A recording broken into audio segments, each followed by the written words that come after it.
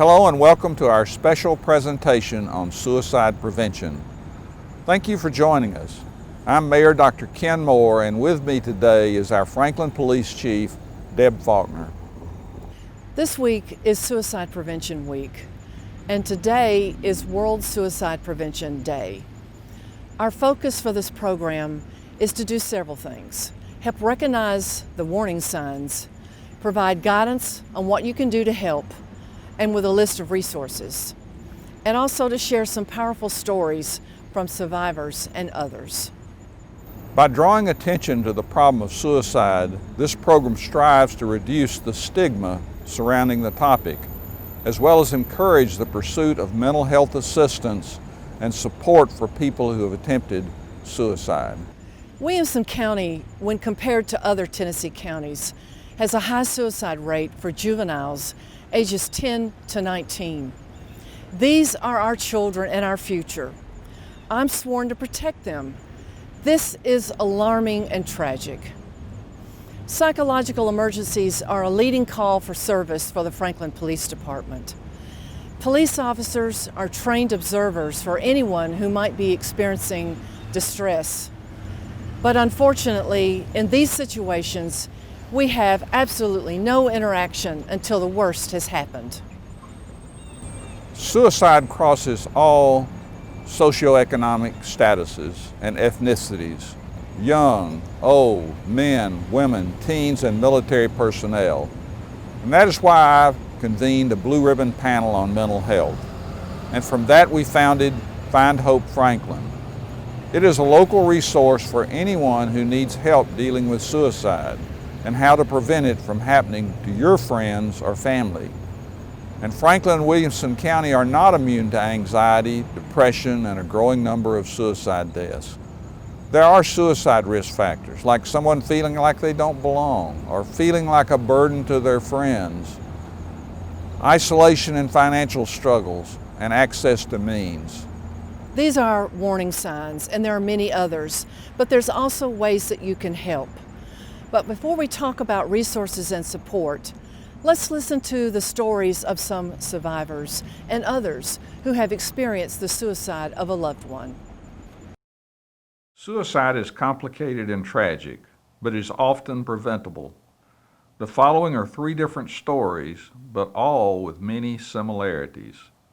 In 2008, Jimmy Beam was going through a contentious divorce. When the economy crashed, he lost his business. Then he turned to drugs to ease his mental anguish. At that time, I just got to a point where I just gave up, where I just didn't care anymore. Some of the friends that I thought I had weren't there, and some folks that the church community that I thought would be there weren't there. And so I felt isolated and I felt alone. And because of that, I became very depressed, and I had never dealt with depression. I'd never dealt with anxiety really before. So this was all new to me. I didn't know anything about the red flags or the dangerous things to look for. Williamson County High School student Cole had been struggling with obsessive compulsive disorder since he was a young boy. His family worked to help him with open communication and therapy, but at some point it wasn't enough. My OCD was a particular challenge because the vast majority of people don't understand what it's like to lose sleep over existential questions, or to spend all of your free time studying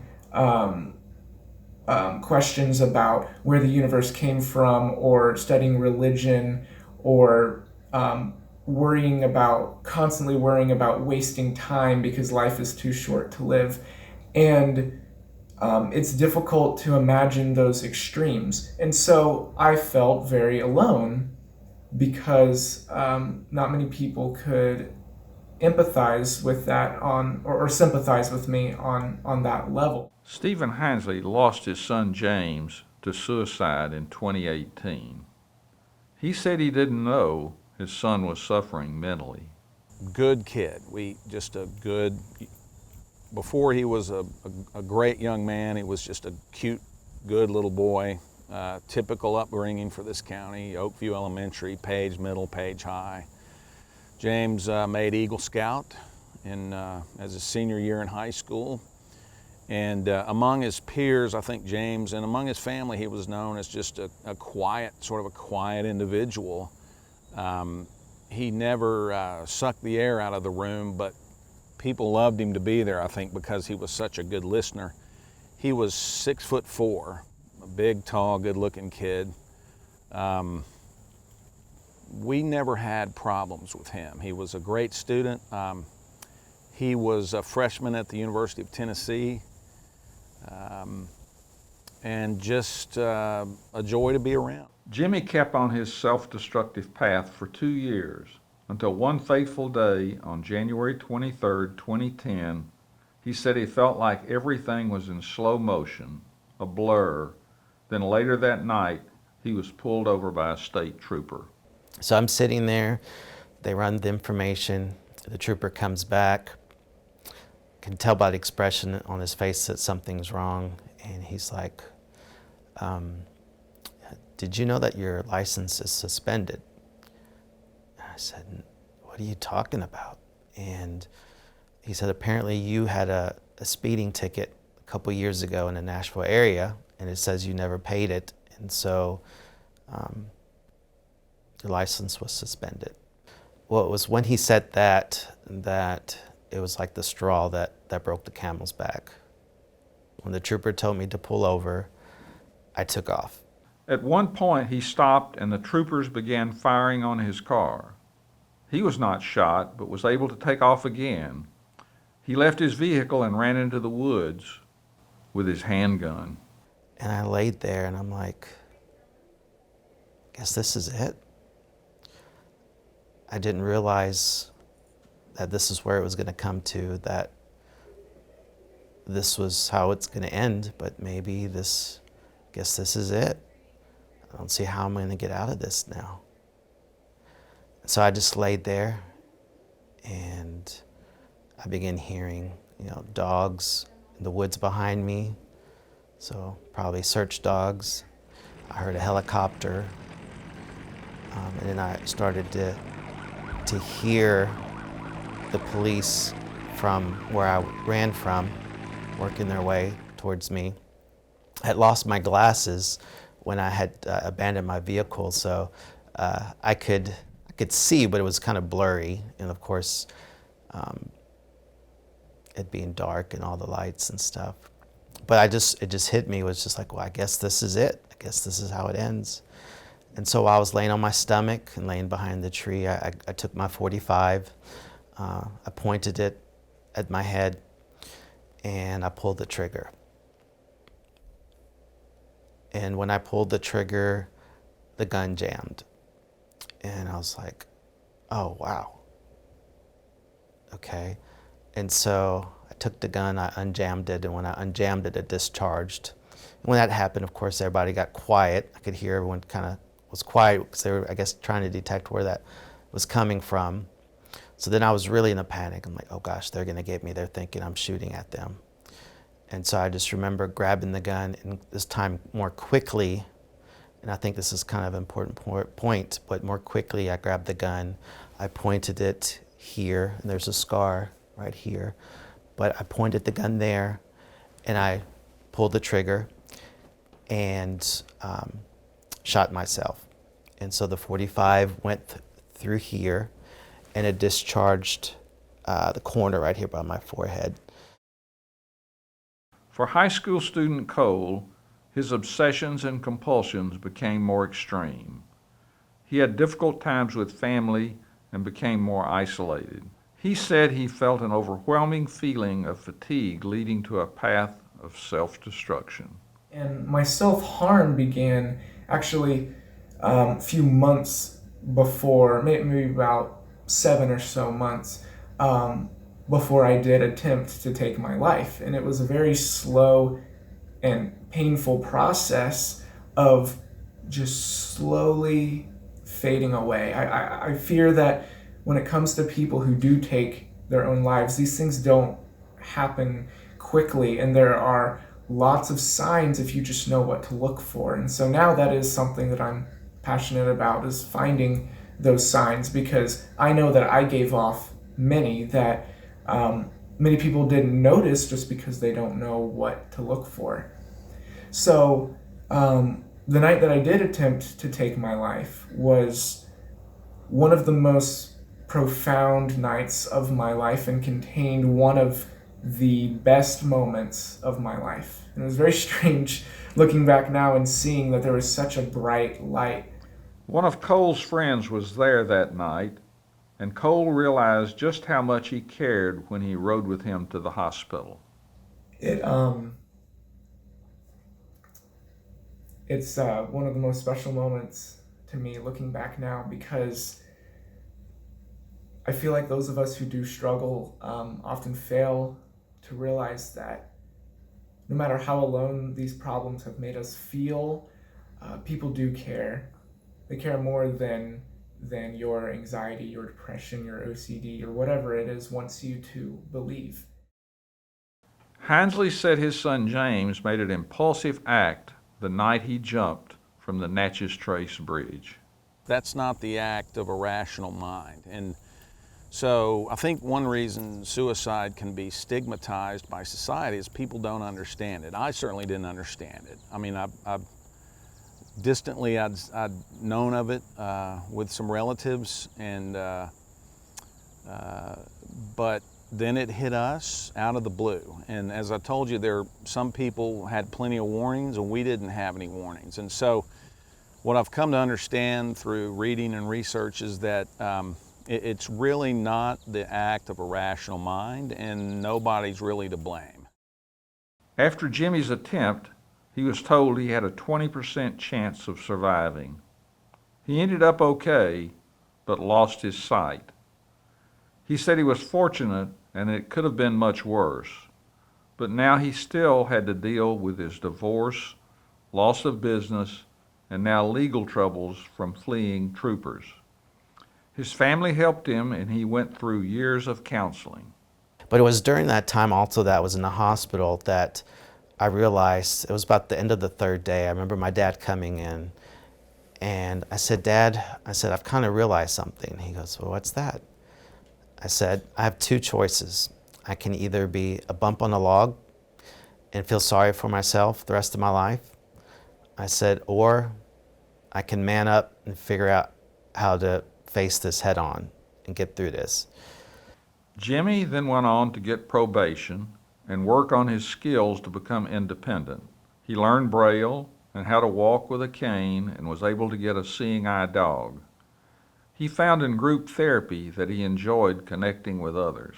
I found that in my journey the last couple of years, when I would go to these group sessions or talk to people about my story, I always connected with someone in the room. And those folks would always come up to me afterwards and say, "You know, your story really hit home with me. I'm someone who has attempted suicide a few times, or I've thought about it and decided not to, talk myself out of it. And, you know, you've really given me a different perception on it."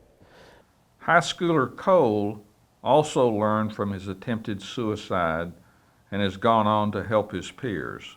I've worked with my high school to create a mental health awareness group where we gave presentations and we had weekly discussions and just created a safe space for people to sit, be themselves with whatever they're carrying. It's been individual conversations. Sometimes it's not conversations, it's just being present for people when they need you to be. James's father, Stephen, is also working with others to prevent another person from taking their life. He is in support of the Natchez Trace Bridge Barrier Coalition. And we know that it's called means access reduction, or some people call it means access restriction or reduction. And we know it works. The Golden Gate has done it. Other notable bridges around the world have done it.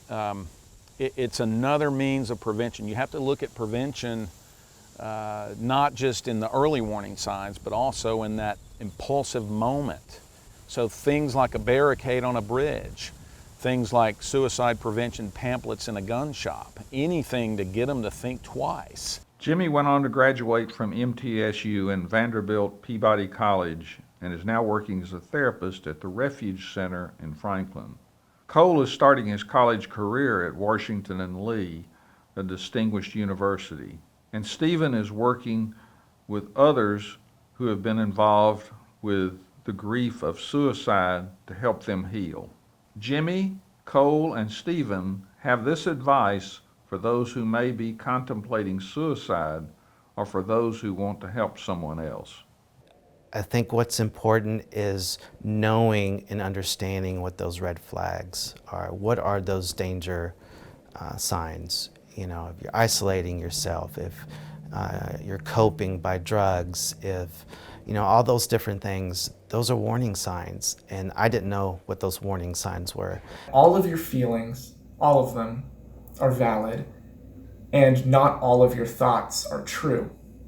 And no matter what silliness you're feeling, no matter how ridiculous or absurd or shameful or unacceptable it seems that your feelings are, you get to feel them because those are a part of you, and you get to embrace the fact that they are there. You get to let them sit with you, and you get to manage them when you are able. And you don't have to believe everything you think. As someone with OCD, that's incredibly difficult to accept. And you are more than what you feel and what you think. But those are parts of you, and once you accept that you feel this way, that you think this way, you can begin to change if that is something that that you need to do in order to heal. If they see any signs, then I would say you should go overboard. If there's any thing that alarms you, then you should act out on your concerns with your child verbally, and especially with young teenage boys who are the predominance of victims, arguably with the exception of 55 to 65-year-old men. Men don't tend to verbalize their problems as much. We miss some things in retrospect, and at the time it didn't seem out of the ordinary at all. He seemed like a very normal kid starting his freshman year of college. His grades never suffered. His behavior never changed. That James had one impulsive night and an irrational act, and it cost him the rest of his life. Well, those are some incredibly powerful stories that we have just heard. I'm Amy Alexander, the director of the Refuge Center for Counseling, a Franklin-based nonprofit counseling center offering affordable, cutting-edge emotional wellness services to our community.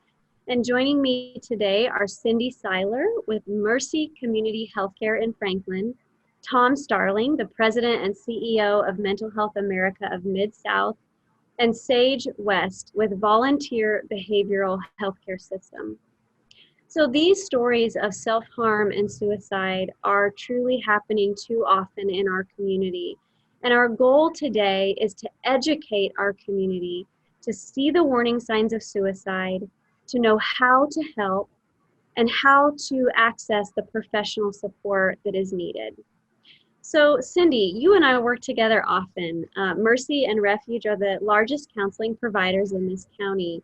Can you tell me more about the behavioral health services that Mercy provides and how someone can get support there? Sure, thank you, Amy. Mercy's behavioral health services take the primary care services that we provide as an FQHC, a federally qualified health center, to a fully integrated model of care, including mental health and behavioral health services for children and for adults. Beyond arranging referrals with needed subspecialists by our care coordination team, Mercy has licensed therapists and counselors who provide individual counseling, group therapy, play therapy, and other services such as EMDR and PCIT to care for the whole person, mind, body, and spirit. Regardless of a family's insurance status, these services are provided through our counseling center. Mercy also provides individual counseling and mental health education through our school-based counseling program that's in 3 school districts. Children are referred to that program through a process in each individual school. All of our services are provided in a comforting, encouraging, faith-based environment, regardless of an individual's ability to pay. We're proud to partner with the Refuge Center in every way possible. And Amy, the Refuge Center actually provides additional trainings in this community, such as mental health first aid training. Would you share more about what that is and why it can be so beneficial to local companies and churches and schools and even families in our community? Absolutely. Thank you, Cindy. You know, mental health first aid it's a one-day skills-based training. And essentially it just teaches community members to identify, understand, and respond to mental health and substance abuse issues. The Refuge Center is glad to provide this training to churches, schools, or businesses, and we can do that in person or virtually. So Tom, tell us about the mission of Mental Health America and also about the really neat free assessments that are available to any community member through your website. Sure. You know, just like friends might call or get support from the American Heart Association or the National Kidney Foundation, Mental Health America is here for you when you have a mental health diagnosis or you just have some mental health concerns. For over 75 years, our Mental Health America affiliate has freely provided information, brochures, education, advocacy, support, trainings, referrals.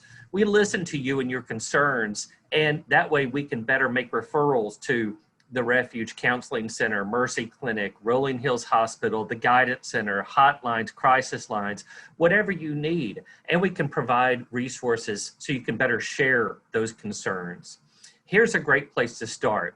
Go to our MHA website at mhamidSouth.org and take a free online screening there. We have mental health screenings for depression, bipolar, eating disorders, anxiety, workplace wellness, addictions, and several more. And these are free evidence-based screenings so that we've kind of taken the guesswork out for you. And now you won't be receiving a diagnosis per se, but you can take these evidence-based screenings that are free and anonymous, print them out, and share them with your primary care physician or with your counselor. Even on the back end of these screenings, you'll find helpful protocols, exercises, local resources to help point you in the right direction.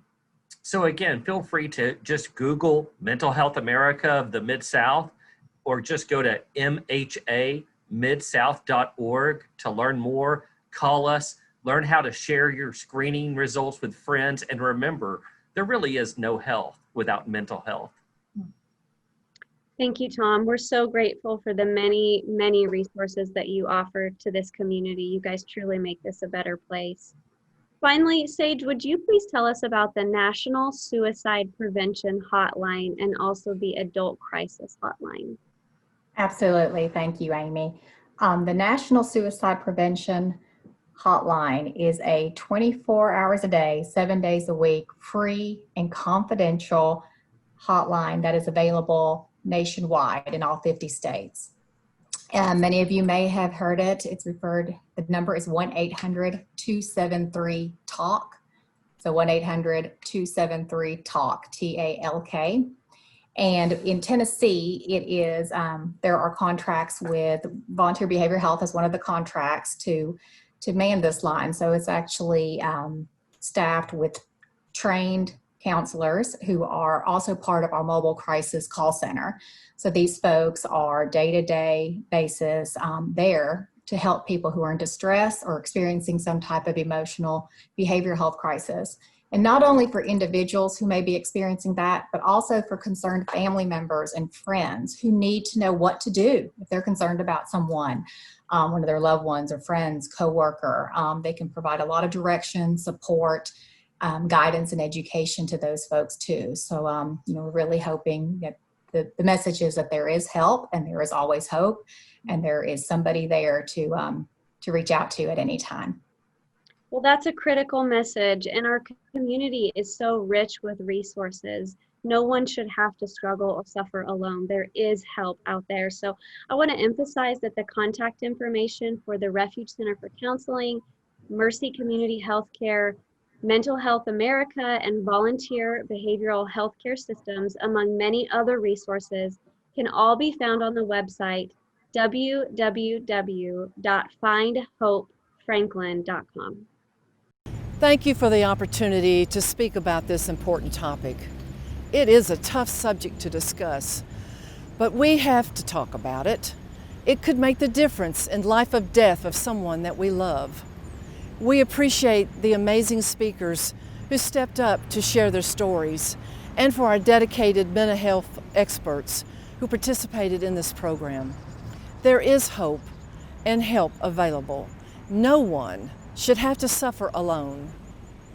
And if something touched you in this program and you need help or know someone who does, please go to www.findhopefranklin.com. This is a local resource created by the finest team of mental health providers in Franklin. Once there, you can get immediate help. There are also resources for other types of support, and you can learn about mental health resources right here in Franklin, and also hospitals that can help as well. You can also find information regarding substance abuse issues on the Find Hope Franklin website. If you'd like to learn about QPR, Question, Persuade, Respond training, there are opportunities in Franklin. Just visit this website. The training is free. And be sure to tune in on the September 14th Frank Talks here on our Facebook page or on Franklin Tomorrow's Facebook page. They will focus on suicide awareness, education, and prevention. We'll leave you with more contacts for help. Thank you for joining us, and please share this program. Together, let's reduce the stigma of mental health.